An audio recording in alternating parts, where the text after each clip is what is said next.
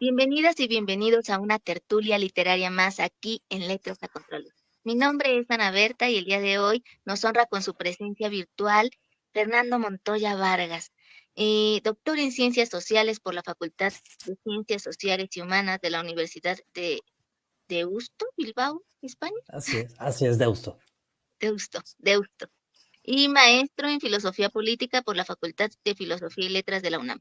Miembro del Latin American Studies Association y ex consejero académico de Consejo Técnico Consultivo de la Comisión de Fomento de las Actividades de las Organizaciones de la Sociedad Civil del Gobierno Federal. Especialista en alianzas, gobierno-sociedad, mecanismos de participación ciudadana y en transparencia y rendición de cuentas. Ha sido asesor de 2 secretarios de Educación Pública, consultor de la Fundación Panamericana para el Desarrollo de la OEA y para UNICEF en el tema de combate a la trata de personas. Ha sido funcionario público en la Secretaría de Relaciones Exteriores, la Comisión Nacional de Derechos Humanos y en el Instituto Nacional de Transparencia, Acceso a la Información Pública y Protección de Datos Personales, INAI. Fue director del Colegio de Filosofía y Letras de la Universidad del Claustro de Sor Juana. Sus escritos han sido publicados en el Instituto de Investigaciones Sociales y en el Instituto de Investigaciones Jurídicas de la UNAM, Instituto Matías Romero, en el ITAM, en la Universidad Iberoamericana, en Foreign Affairs, entre otros. Igualmente ha sido publicado en revistas de divulgación como Librerías Gandhi y Tierra Adentro, que forma parte de la Secretaría de Cultura. Docente y miembro del Núcleo Básico de Investigación en la Maestría en Transparencia y Protección de Datos Personales de la Universidad de Guadalajara. Candidato a Investigador Nacional del Sistema Nacional de Investigadores SNI y actualmente es coordinador técnico de la Subsecretaría de Turismo del Gobierno de México. Muchísimas gracias por haber aceptado participar en esta tertulia literaria. También pues agradezco a Daniela Anaya que nos puso en contacto para que nos hablara un poco también de la parte literaria que lleva a cabo y de la cual me habló muy bien Daniela Anaya. Entonces estoy segurísima de que cuando él recomienda a alguien es porque de verdad vale la pena lo que realiza y saber aparte que pues fue director de una de las generaciones del claustro de Sor Juana. Entonces, yo encantadísima y muy agradecida también con usted por haber tenido esta deferencia de estar hoy en este espacio literario Letras a Contraluz. Ana Berta, pues muchas gracias a ti por esta invitación a esta tertulia. De verdad te agradezco este espacio. Es muy valioso que existan espacios de conversación que lideren jóvenes como tú. Y bueno, pues Daniel Anaya fue nuestro cómplice.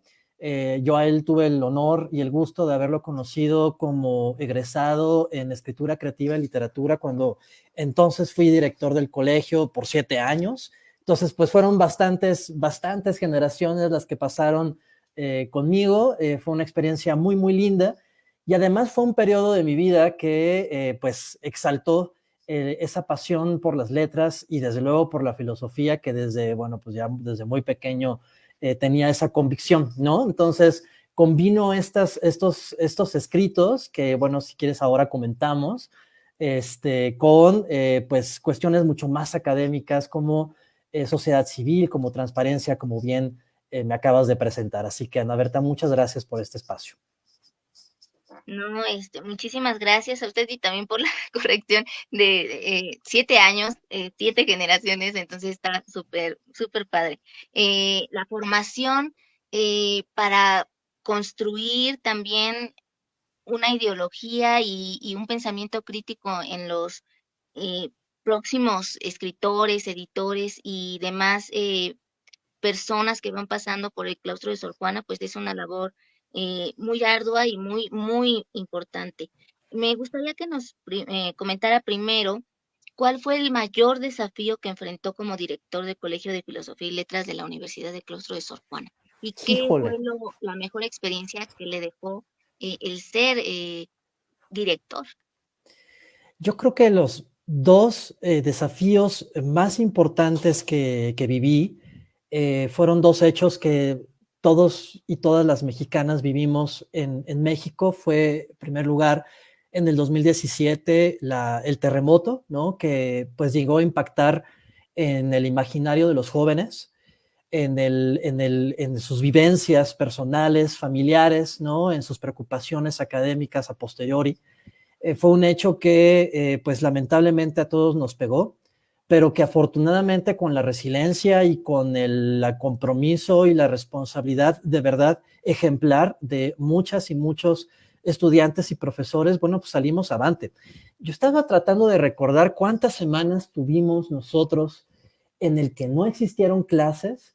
Creo que fueron como 1 o 2 semanas. Se recorrió desde luego el ciclo escolar, pero la verdad es que era increíble que uno llegaba al claustro y ya te esperaban estudiantes eh, ávidos de conversar, ¿no? Yo te cuento, por ejemplo, experiencias de algunos jóvenes que tuvieron esa delicadeza de ofrecer lecturas en voz alta, que tú eres experta, ¿no? Por lo que yo leí también de ti, y de cuentacuentos a niñas y niños que pues estaban en un albergue muy cercano en Izazaga y que con la finalidad de distraerlos y de animarlos, ya sea porque sus padres estaban bien desaparecidos o bien estaban trabajando también en labores de rescate, pues las y los niños estaban ahí, la verdad, con un espacio muy hermoso, ¿no? De los chicos que tuvieron esa voluntad de poder participar. Y también en todas las carreras del claustro que participaron en, ya sabes, el padre que es arquitecto, que es ingeniero civil y que tenía traves, perdón, o estos se me va la palabra correcta, pero son estos pedazos de madera, ¿no? Que sostenían los edificios y las casas para no derrumbarse y poder facilitar las labores de rescate. Entonces, la verdad, ese fue un gran desafío, desde luego, vivir una pérdida de un estudiante por esas fechas, ¿no? Familiares que lamentablemente pues también perdieron la vida, y que nosotros como universidad en ese entonces pues ofrecimos un acompañamiento psicológico, un acompañamiento académico, tanatológico, me acuerdo perfecto, porque pues Ana Berta son jóvenes de 17, 18 años que experimentan por primera vez en su vida una muerte. Entonces, o una pérdida o un desequilibrio, ¿no? Entonces, bueno, pues fue un gran desafío.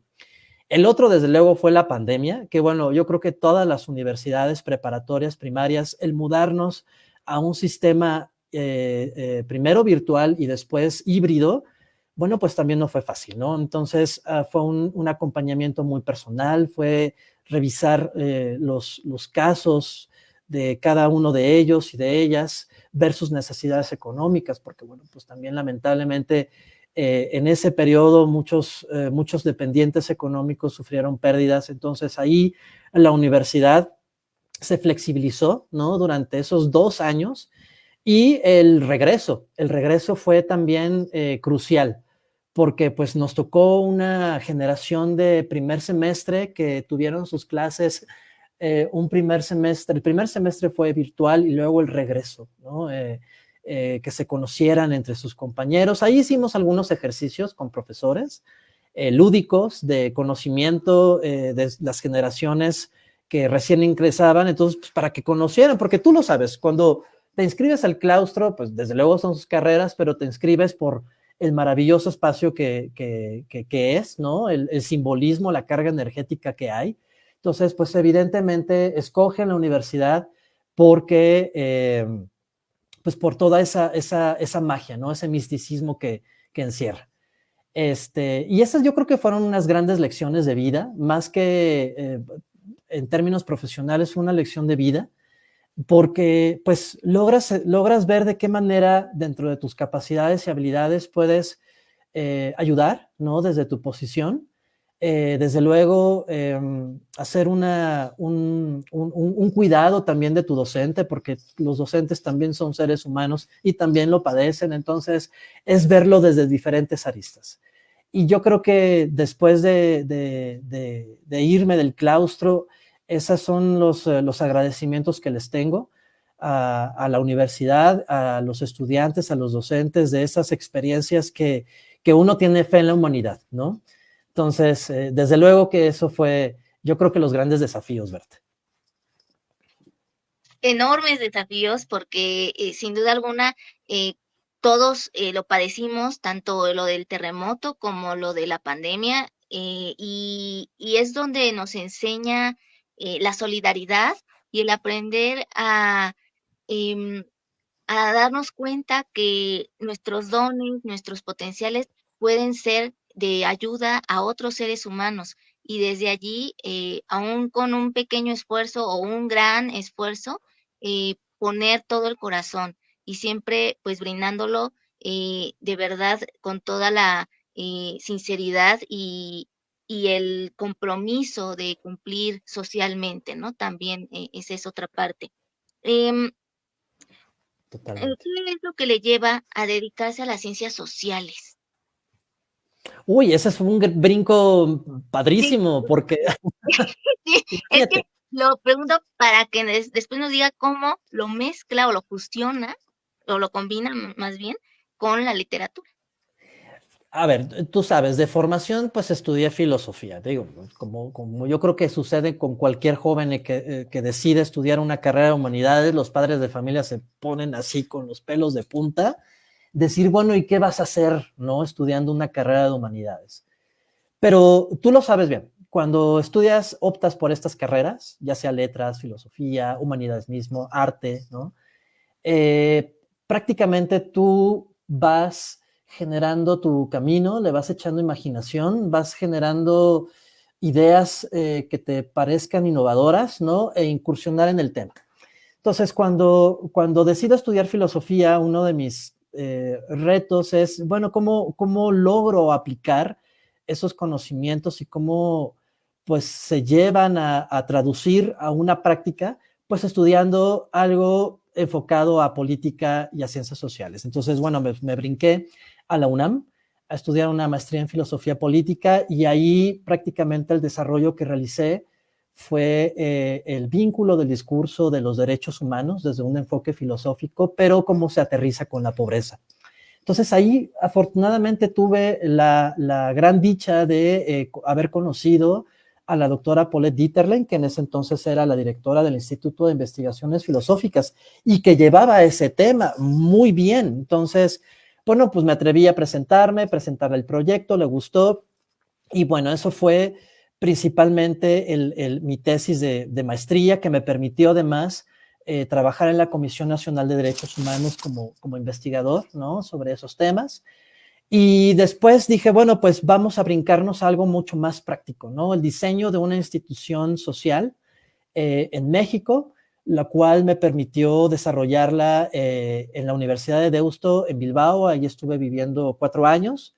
Entonces, prácticamente mis directores de tesis era un abogado, experto en derechos humanos, y una filósofa que era directora del Centro de Estudios de Ética Aplicada. Entonces, ese match me permitió pues tener una sensibilidad desde lo más pequeño, ¿no? En qué entendemos por participación ciudadana, qué entendemos por diálogo, desde varios teóricos como Habermas, como Martha Nussbaum de la teoría del reconocimiento. Por ahí me encontré a un filósofo que fue director de la Escuela de Frankfurt, Axel Honneth. Si no lo conocen, de verdad echen un brinco porque Axel Honneth es uno de los principales teóricos de la teoría del reconocimiento social. Entonces, bueno, pues eso me abrió los ojos para permitirme desarrollar una propuesta de diálogo social para México, ¿no? Que no existe un modelo como tal. Y pues bueno, eso fue principalmente mi brinco a lo social, ¿no? A la fecha, pues, esta oportunidad de ingresar como candidato al Sistema Nacional de Investigadores fue porque, pues, tuve una trayectoria de participaciones, en consejos, en congresos, en ensayos, en artículos, que, bueno, pues, me permiten visualizar un estadio muy necesario en cualquier sociedad democrática como es la participación ciudadana. Y teniendo esa sensibilidad filosófica, pues me está permitiendo mucho más, ¿no? Darle ese brinco. Principalmente ese fue el salto cualitativo, ¿no? Y ahora, ¿cómo es que fusiona todos esos conocimientos filosóficos en ciencias sociales con la literatura?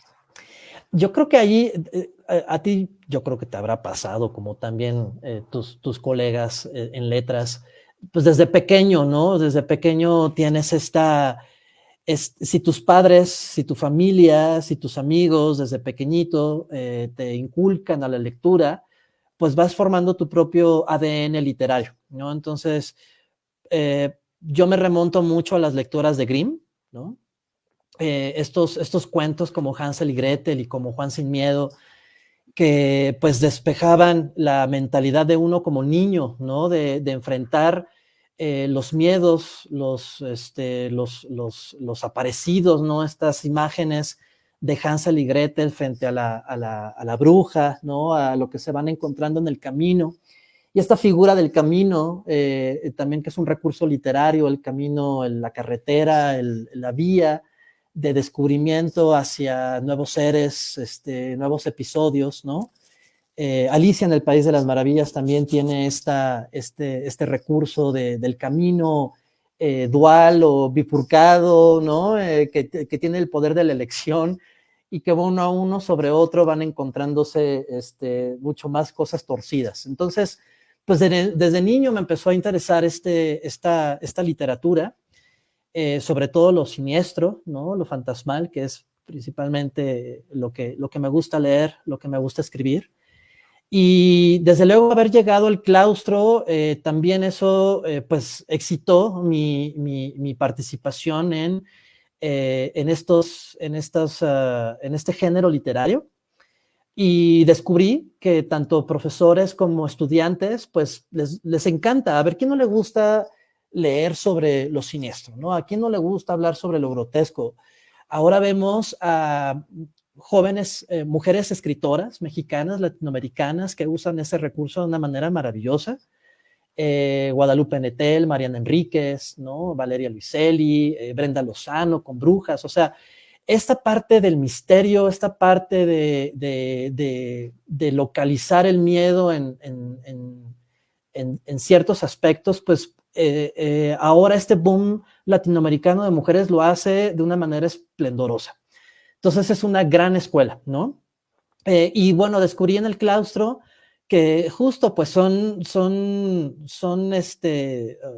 pues sí, etapas que les encantan a los jóvenes. Y obviamente, bueno, pues hicimos cafés literarios con Daniel Santillana, que seguramente fue tu profesor. No sé si también conociste a Francisco Carrillo. No, bueno, Roxana Elbridge, en fin, o sea, con muchos dije, claro, de aquí me apoyo, ¿no? De aquí me apoyo y vamos haciendo coloquios, vamos haciendo congresos, congresos no llegamos, pero bueno, hicimos coloquios, hicimos cafés literarios, creamos una revista donde, pues bueno, también uno de los temas fue sobre el miedo, ¿no? Entonces, desde luego que eso me permitió en hacer ensayos que sobre seres imaginarios que se me atravesaban de repente, ¿no? Son seres que espontáneamente se me atravesaban y escribía sobre ellos, ¿no? Tierra Adentro fue una plataforma que me permitió ofrecer 3 ensayos, ¿no? Digo, ahorita están en mudanza al Fondo de Cultura Económica, entonces yo les diría a tus espectadores que lean algo sobre mis ensayos, pero pues la página está como media rara, ¿no? Pero con todo gusto los puedo compartir. Y allí, pues fueron 3 ensayos que me catapultaron todavía a escribir más sobre lo siniestro, ¿no? Allí fue sobre el Kraken, ¿no? La figura mítica del Kraken, la deconstrucción del monstruo. Otra fue sobre los monstruos, los fantasmas y las apariciones, pero desde el punto de vista de como niños, ¿no? O sea, nosotros, ahí voy a hacer un paréntesis, ese ensayo le tengo un especial afecto porque pues empecé diciendo que nuestros padres son los primeros monstruos, ¿no? O sea, ellos ellos nos construyen lo deforme, ¿no? El no observar lo diferente, el cuidar y el respetar a la ciega, ¿no? A la persona que no tiene un brazo o una pierna, no hay que mirarlos, ¿no? Entonces, esa sensación de no observar lo monstruoso, ¿no? O lo deforme o lo trozado, fue, yo creo que para muchos el recurso también para escribir. Entonces, bueno, Monstruos, Fantasmas y Apariciones es un ensayo que quiero mucho, justo porque se hace una arqueología del saber desde la parte literaria hasta la parte cultural, ¿no? de la humanidad, ¿no? Ahí tomó cierta libertad en expresar, bueno, quiénes fueron los filósofos, quiénes fueron los escritores que comenzaron con esta idea fantasmal, ¿no? Con esta idea del purgatorio, y, en fin. Y el otro fue, analizar un diccionario infernal, muy conocido en el siglo XIX, un diccionario de un ex soldado napoleónico llamado Colin de Plancy. Entonces él, pues hace, aburrido, ¿no? Hace pues una investigación bastante interesante sobre los demonios babilónicos, hebreos, griegos, católicos, ¿no? Los demonios católicos que se apropia la religión, y los describe. Y bueno, fue un diccionario tan vendido, ¿no? Que se generó una segunda edición, pero ya ilustrada. Entonces las ilustraciones son también una carga simbólica, ¿no? Muy interesante desde una perspectiva cultural, desde una perspectiva artística, filosófica. Y bueno, pues ese fue un tercer ensayo, ¿no? Eh, con respecto a esto que nos comentas de lo siniestro y el ensayo desde el cual hablas, ¿por qué hacerlo desde el ensayo? ¿Qué es lo que te aporta o te brinda la oportunidad de llevar a cabo este género literario eh, que a lo mejor no encuentras en el cuento o en los microcuentos? Yo creo que y fíjate, intenté hacer cuentos, soy pésimo lector de poesía, ¿no? Y siendo pésimo lector de poesía, soy a la vez un pésimo escritor un poeta, ¿no? Entonces, pues experimentas uno y otro, y el ensayo me pareció un género bastante cómodo para mí, porque te permite hablar con tus palabras, con encontrar las palabras correctas para expresar una idea. Si conoces el tema y lo sabes fundamentar, pero además no se pierde tu voz, pues es un recurso muy cómodo para muchos, ¿no? Y así lo vemos en las revistas, así lo vemos en la revista de la universidad, ¿no? Quienes somos lectores de Letras Libres, de la revista de la universidad o de revistas digitales, pues sí, claro, o sea, te vas encontrando con unas reliquias, con unas joyas bastante interesantes, y para mí siempre ha sido muy cómodo el ensayo. No me aventuraría jamás a hacer una novela o un cuento. Eso se los dejo a ustedes como expertos. ¿Nos puedes compartir uno de tus ensayos? No sé cuán extensos sean o si quieres un fragmento. Sí, claro. A ver, te voy a leer un fragmento. Ok. Te dejo en diseño individual, pero aquí sigo. Ok, me parece perfecto.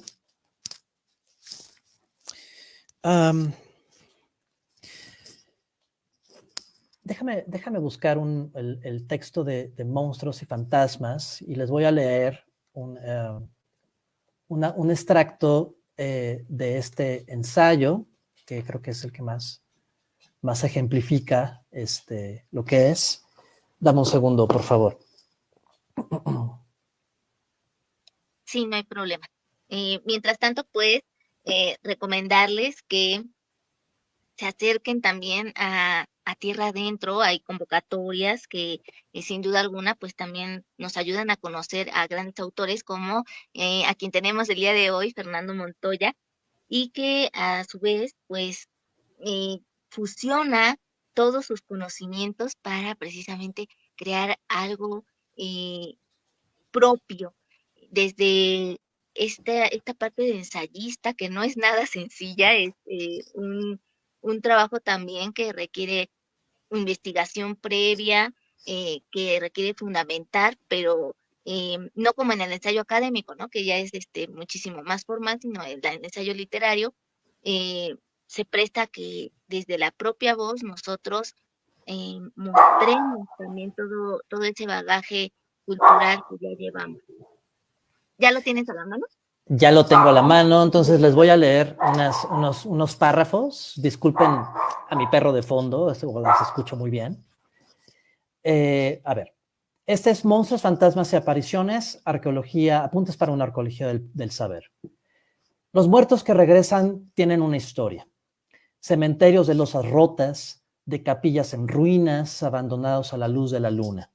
Viejas moradas vestidas de penumbra, cuyos postigos gimen al viento y donde crujen los pisos de madera. Albergues forestales frecuentados por sonidos y luces desconocidos. Tierras pantanosas cubiertas de bruma, caletas azotadas por las olas. En lugares como esos se acostumbra a situar la aparición de los muertos, espectros de sábana ensangrentada, manchada de tierra o que chorrea agua de mar. Desde que existe el ser humano, se habla de las sombras de los difuntos que vienen a turbar a los vivos y crean un clima de inquietud, de terror. Son raros, pues, los fantasmas amables e inofensivos. Sabemos que esos difuntos formaban parte de la realidad cotidiana. Recordamos que salir de noche para satisfacer una necesidad natural equivalía a exponerse a extraños encuentros, a menudo peligrosos. Cuando veían un rebaño disperso, no era raro encontrar muerto al pastor, horrible visión, con todos los huesos rotos, un aparecido o un monstruo lo había hecho pedazos. Hoy, monstruos, fantasmas y aparecidos casi se han desvanecido, pero no han perdido su poder de fascinación, pues están enraizados en nuestro temor inmemorial a lo desconocido. Nuestra lengua dispone de varios términos para designar a estos seres inquietantes, pero en general se les considera sinónimos, mientras que de hecho se refieren a realidades diferentes. Todo el mundo conoce fantasma, que evoca una idea de ilusión y luz, espectro al que se atribuye una noción de espanto o de horror. El mismo horror que provoca el esqueleto con su risa burlona o el cadáver en descomposición. Sombra, que sobre todo tiene que ver con el vocabulario poético y que recuerda la disolución del cuerpo en el óbito. Espíritu, que es vago y que expresa la perplejidad humana frente a manifestaciones inexplicadas. Aparecido, en cambio, sugiere de inmediato al regreso de un muerto. Y monstruo, finalmente, significa una advertencia enviada al mundo por las fuerzas sobrenaturales.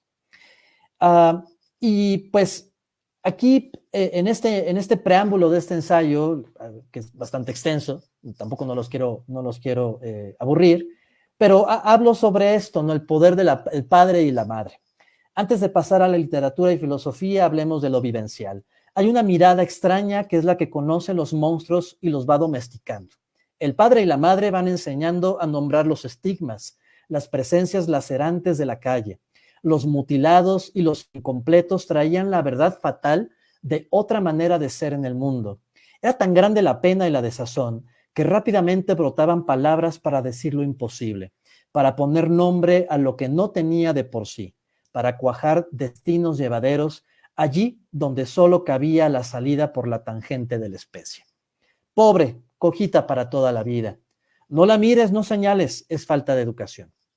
Estos venían siendo los monstruos de la calle, de esa normalidad hecha de cicatrices y nombres espeluznantes, de recortes, de excrescencias, sale la primera experiencia de los monstruos al alcance de los niños.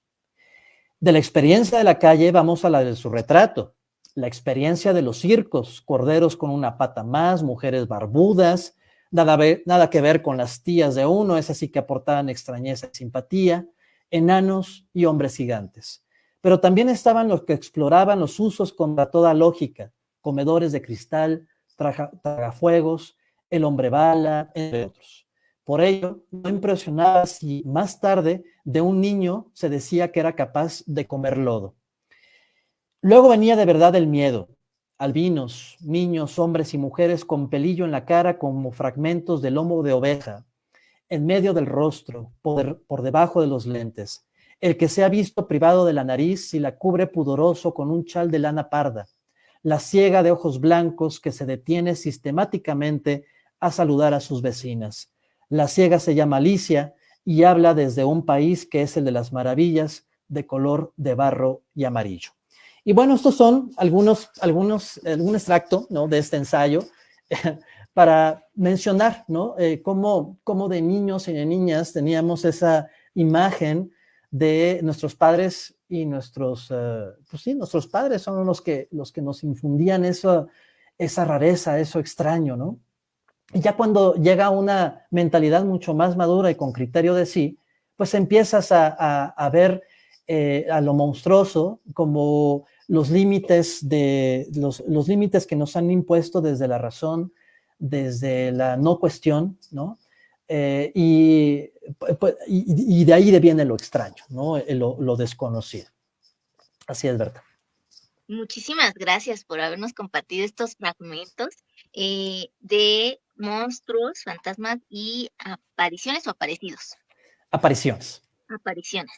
Todo tiene razón de sí, porque digo, ya te voy a compartir el enlace para que si quieres en tu página de Facebook, pues nuestro público pueda observarlo, pueda leerlo y desde luego pueda comentarlo, criticarlo y aportar, ¿no? De eso se trata. Y así es. Me gustaría que ahora nos pudieras decir de qué manera consideras que el terror se puede entender desde la identidad, porque sabemos que el ser humano siempre ha tenido esos miedos más profundos, a veces desde niños, a veces por la imaginación y otras veces inculcado el miedo. Y muchas veces se utiliza también el terror desde lo sobrenatural o lo psicológico para plasmar y reflejar lo más horrible que puede cometer un ser humano, como son los crímenes, como son las violaciones, como es el hecho de eh, a lo mejor tener una cuestión de doble personalidad o de tomar la personalidad de alguien más, la identidad de alguien más. Entonces, el terror siempre nos está enseñando algo así. ¿Tú cómo lo percibes? ¿Cómo percibes esta mezcla o esta temática que llega a formarse entre nuestra identidad y lo que eh, se representa de ella a través del terror? Oh, híjole, esa es una súper pregunta, Ana Berta. ¿Qué onda? Híjole, es que lo puedo tomar desde diversos focos, ¿no? Puedo recoger, por ejemplo, los estudios freudianos, ¿no? De la psicología, de lo siniestro, lo de la diferencia, el miedo a lo desconocido, el fenómeno que no se ve y las enfermedades que pueden devenir sobre ello, ¿no? O te puedes también hablar sobre, creo que lo más básico de quien narra lo extraño, el terror, la ficción, es los puntos más básicos, ¿no? Lo que no se ve, lo que no se palpa, lo desconocido incluso lo híbrido, ¿no? Porque lo híbrido también es parte del terror, ¿no? Lovecraft lo usó mucho, ¿no? Los finales que tiene Lovecraft para que uno como lector decidiera si la historia en tu imaginación continúa o no. Yo creo que esos son los recursos básicos. El tratar de escudriñar en tu mente tus miedos, tus grandes terrores, ¿no? Ahora que vivimos en una época muy digital en donde las noticias salen a flor de piel desde las 7 de la mañana hasta las 10 de la noche y en el que vivimos en un país de los desaparecidos y de la muerte, eso es, creo que lo más crudo que uno puede enfrentar en cuanto a lo más cercano al miedo, ¿no?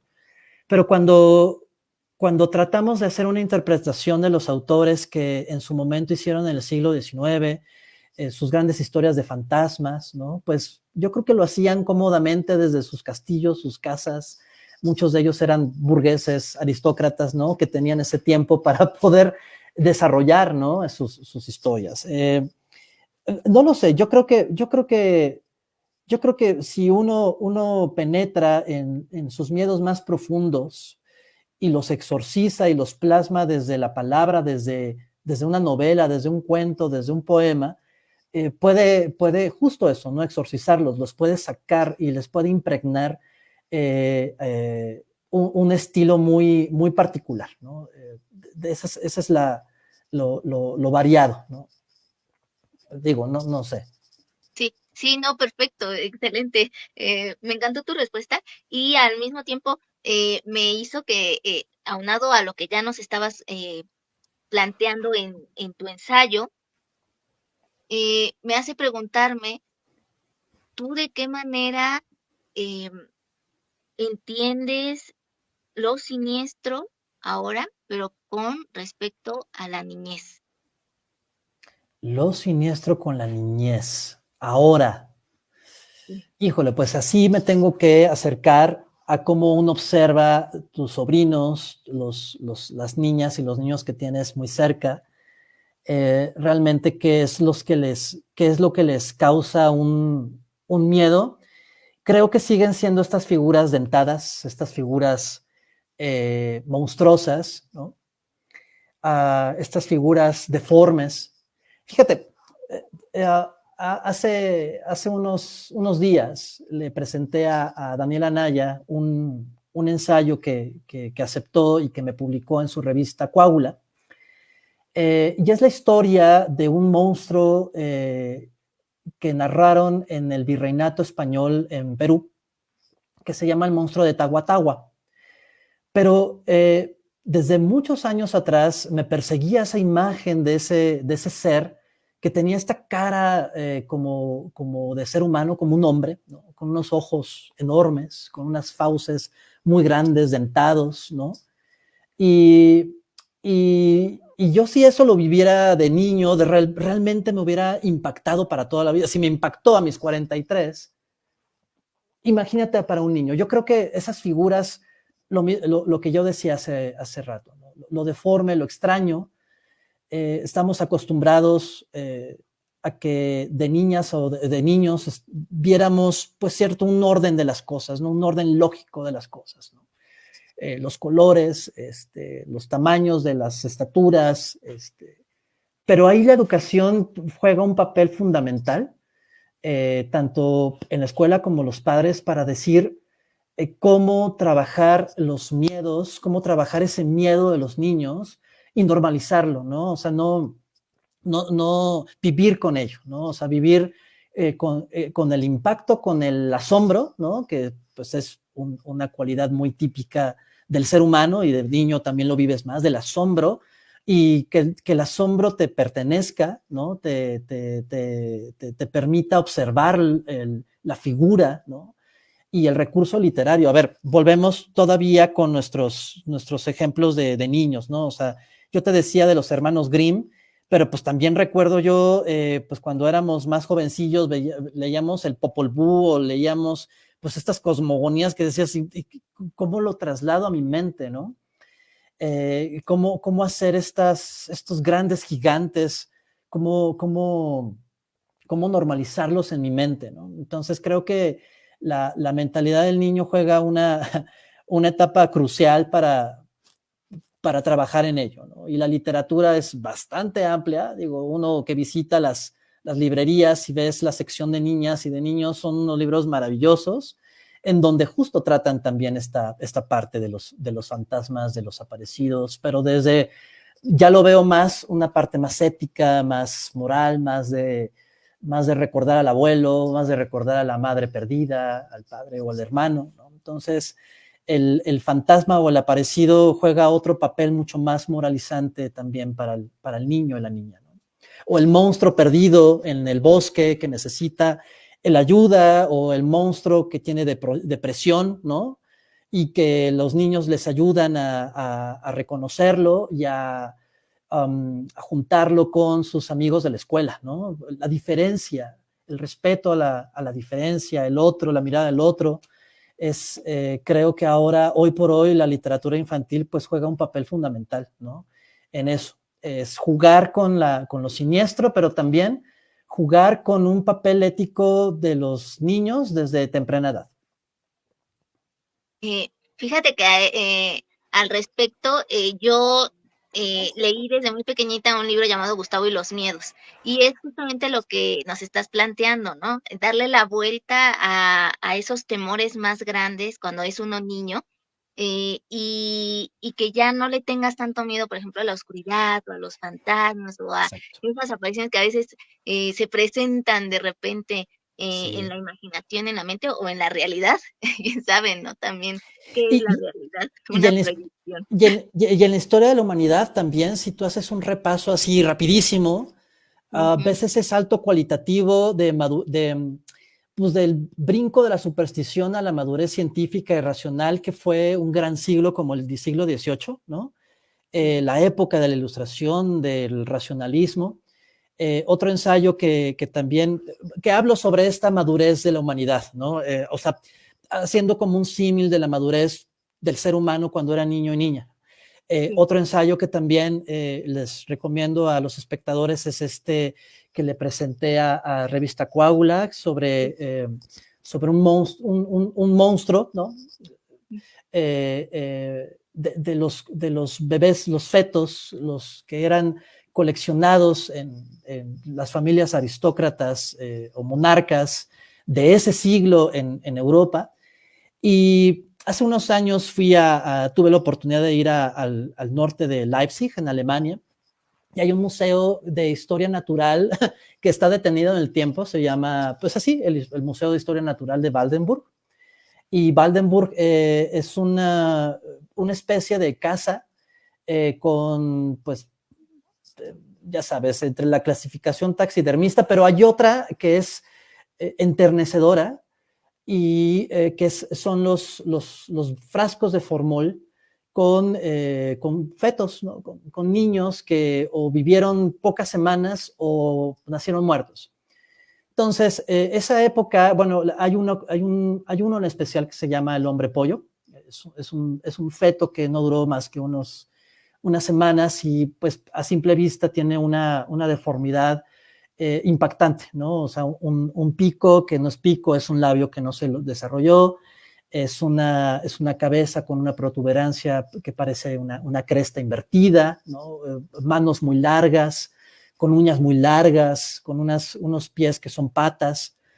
Entonces, la historia es de que esta mujer, pues, al saber que sus retoños nacían con deformidad, pues tenía entre dos sopas, ¿no? Tenía o bien donarlos a las escuelas de medicina que recién se estaban formando en Alemania, con naturalistas de renombre y, digamos, reconocidos por los príncipes, ¿no? Los príncipes de Alemania, que tú sabrás que Alemania llegó a un momento en que eran tantos principados, pero bueno. O la otra era venderlo y por necesidad muchas mujeres vendían sus fetos a coleccionistas, ¿no? Y quedaban en el anonimato, y hay algunos fetos que los lograron enterrar o algunos los llegaron a bautizar. Entonces, este salto de la superstición a un coleccionismo muy claro, son monstruos y las mujeres tienen un pacto con el demonio y son brujas, a este salto del naturalismo, de decir, no, hay que diseccionarlo y hay que examinarlo. Entonces, es muy interesante que en nuestra mente como seres humanos jugamos también con esta parte de cuando éramos niños o jóvenes, que nos gustaba también mucho la superstición, pero bueno, cuando ya la racionalizas, ya te trasladas a otra parte, ¿no? Y son historias muy tristes que juegan eso ya hoy por hoy con la genética y haciendo ya un examen a este hombre pollo, pues sucede que le faltó el cromosoma 17, que es fundamental en la cadena del ADN. El cromosoma 17, para quienes no conocen esta parte, es la que permite el desarrollo de los miembros del ser humano, ¿no? O el paso a la transformación tal como cuerpo humano, ¿no? Entonces, al carecer ese cromosoma, pues hay deformaciones, ¿no? Pero para esa época era pues ese brinco, ¿no? De la superstición. Y me gusta mucho también jugar con eso de qué es lo que realmente pensaba la gente en el 17, en el 18, por ejemplo. Este ensayo que es el de Tahuatahua que te comentaba, era increíble porque es un monstruo, es una arpía, ¿no? Tú ves los dibujos y es una arpía como tal con cara de hombre, con los ojos de hombre pero muy grandes, una mandíbula muy enorme. Y los lugareños se creyeron la historia de que había una arpía que vivía en un lago y que se comía las vacas. Pero claro, cuando tú escudriñas un poco la historia, ¿qué te encuentras? Te encuentras con una historia de crueldad humana, ¿no? Y una de las historias que narro en ese ensayo es que llegó un encomendador de indios, aprobado por el virrey de ese entonces, a cuidar, ¿no? A la población, pero era muy duro con la gente y los castigaba, y mataba niños y mataba mujeres.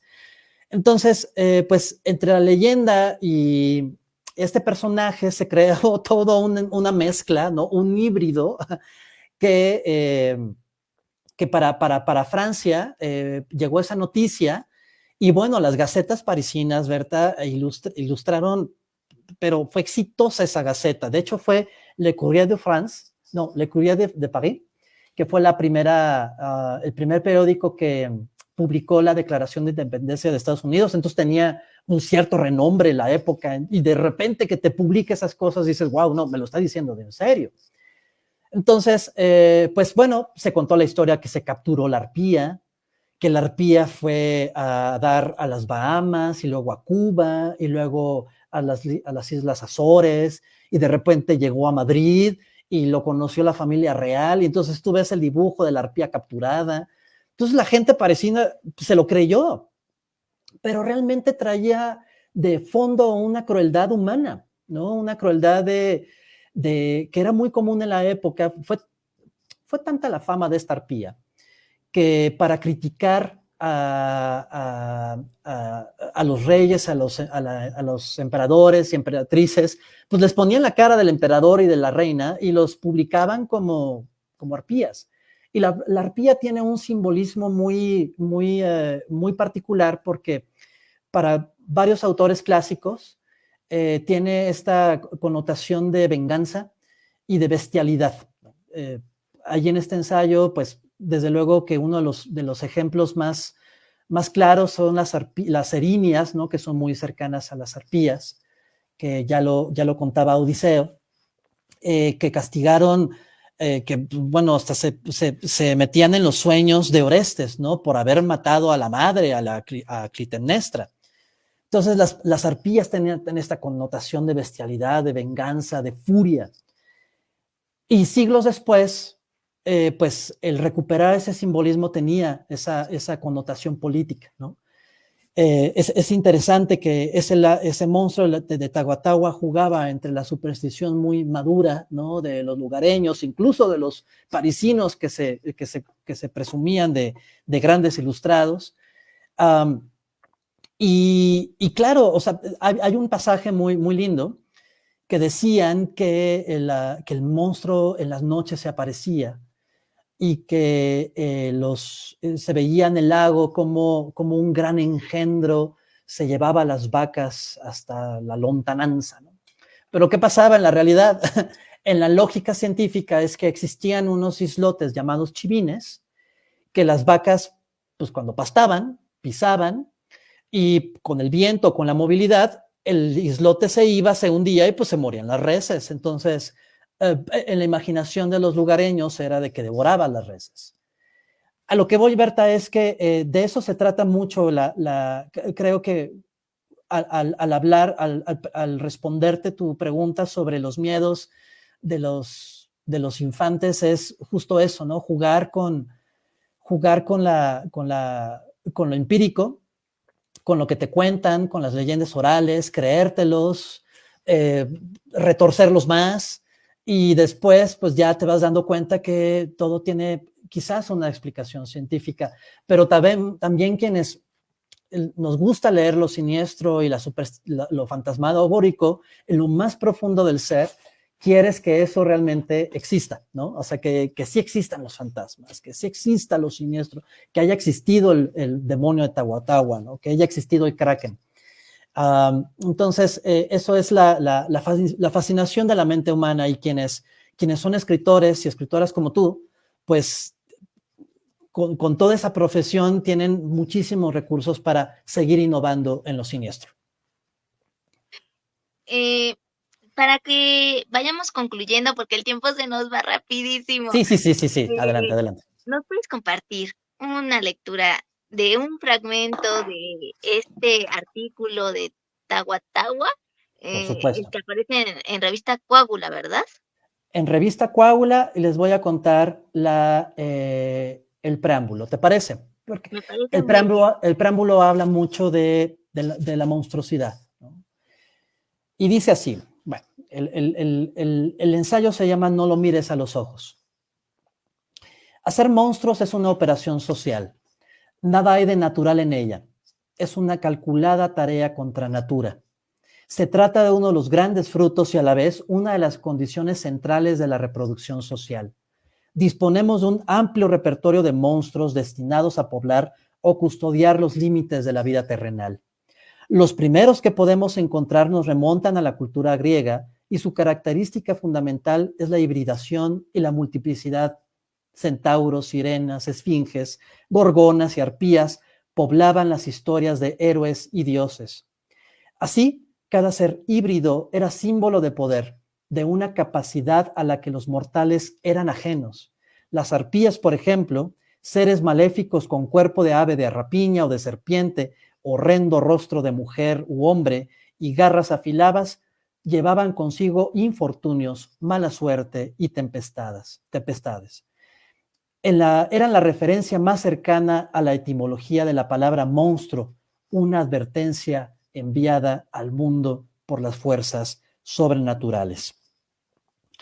Y bueno, pues así yo quiero ofrecerles este pequeño preámbulo para que se queden más picados y puedan leer el ensayo.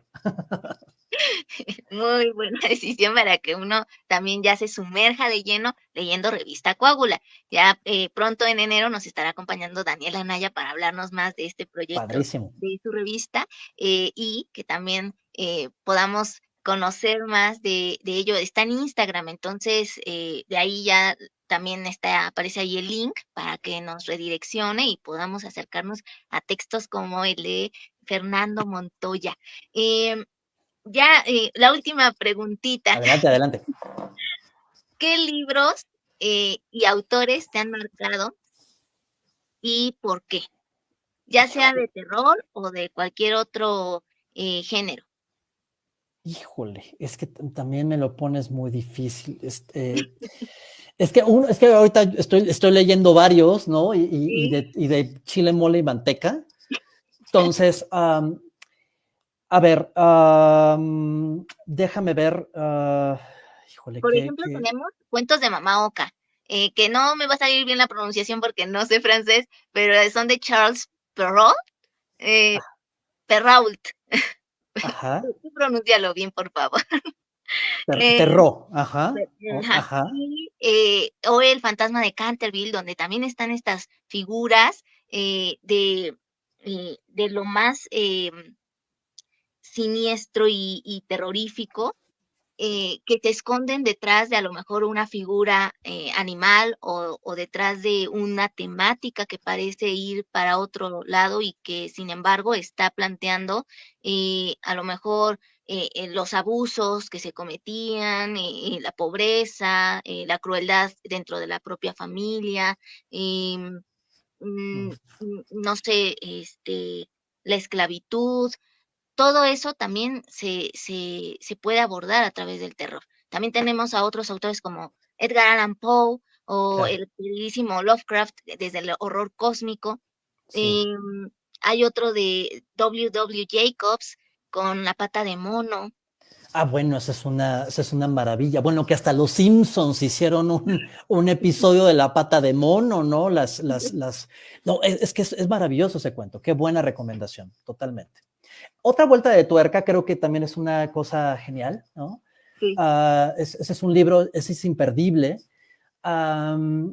Y yo creo que los clásicos, yo creo que hay que echarnos una vuelta. Desde luego hay mucho contemporáneo. Hay un escritor joven mexicano de Guadalajara, Bernardo Esquinca, que bueno, a mí me encanta, ¿no? Él tiene pues una saga de libros que se sitúan en la Ciudad de México y que juega con la contemporaneidad, pero también juega con personajes oscuros de la conquista de la Nueva España. Luego hay un libro que es demoníaco y que después te atrae con la Ciudad de México y lo combina con lo policíaco. A mí me parece, Bernardo, una cosa genial. Este, ¿quién más podríamos pensar? Híjole, es que sí son varios, es una pregunta muy difícil, la verdad. Pero ya tú nombraste algunos, muchos. Y también el que nos recomiendas, pues sin duda alguna lo abordaremos en algún momento dado. Em, ya nos faltaron muchas preguntas, la verdad, Ya sé. incluso fuera de lo del terror que quedan sobre la mesa, pero bueno, muchísimas gracias por tu tiempo, por tu atención y por brindarnos el honor de contar con tu presencia virtual aquí en Letras a Contraluz. Ha sido todo un placer poder entrevistarte y saber todo eso que también nos va construyendo como seres humanos y como creadores, como incluso pensadores, ¿no? Todo el tiempo el ser humano siempre está cuestionándose y eso jamás debe de hacerlo porque es lo que nos lleva a un mayor conocimiento, no solo del mundo en el que vivimos, sino de nosotros mismos. Y no sé si quieras compartir alguna red social o algún link donde puedan encontrar más de lo que has escrito en Uh-huh. cuanto a los ensayos. Em, Híjole, a ver, pues yo creo que la red social en donde, pues ahora sí que es un canal abierto donde ahí voy publicando mis cosas, seguramente es LinkedIn. Ahí me pueden buscar como Fernando Montoya Vargas. Y de todas maneras, yo en el transcurso del día de mañana te voy a compartir algunos enlaces para que bajo tu criterio puedas compartir desde luego en tus redes sociales, Ana Berta. Así que claro. muchísimas gracias a ti también por este espacio. Lo disfruté muchísimo, que no sea la primera vez. Y pues nada, cuentas conmigo y muchísimas felicidades por esta iniciativa tuya. Te agradezco muchísimo y bueno, también comentarle que la profesora Claudia Cabeza de Vaca Villavicencio me habló muy bien de usted. Ah, Entonces, no, digo, bueno. cuando lo entrevistes, Ana Berta, si acepta, lo vas a disfrutar al máximo y ya ha sido sin duda más que la verdad. Oye, Claudia la tienes que invitar. Bueno, no sé si ya la has invitado. Ya, ya Ah, bueno, estuvo. ya estuvo. Hay que invitarla otra vez. Sí, sí, es lo que le digo, pero todavía no, vamos a tener una, pero no va a ser tertulia, va a ser en otro programa que tengo, que es Galaxia Anaberta, Ah, ok, ok. donde nos va a estar acompañando para hablarnos de un libro en específico. Entonces también Ok. usted está cordialmente invitado si gusta acompañarnos con un libro, aunque no sea de literatura, Por pero supuesto. que le haya impactado y que quiera que más personas también se animen a leerlo, a acercarse a ese autor o esa autora, pues cordialmente allí está la invitación. Te agradezco. Yo, un honor, cuando tú quieras. De acuerdo. Pues muchísimas gracias a todos también por su fina atención. Que tengan un excelente inicio de semana. Disfruten de estas fiestas decembrinas y sobre todo de la compañía, de las personas que están a nuestro lado y con las que debemos de valorar el día con día y brindarles todo nuestro cariño, nuestro afecto y nuestra luz. Hasta la próxima. Gracias. Hasta luego.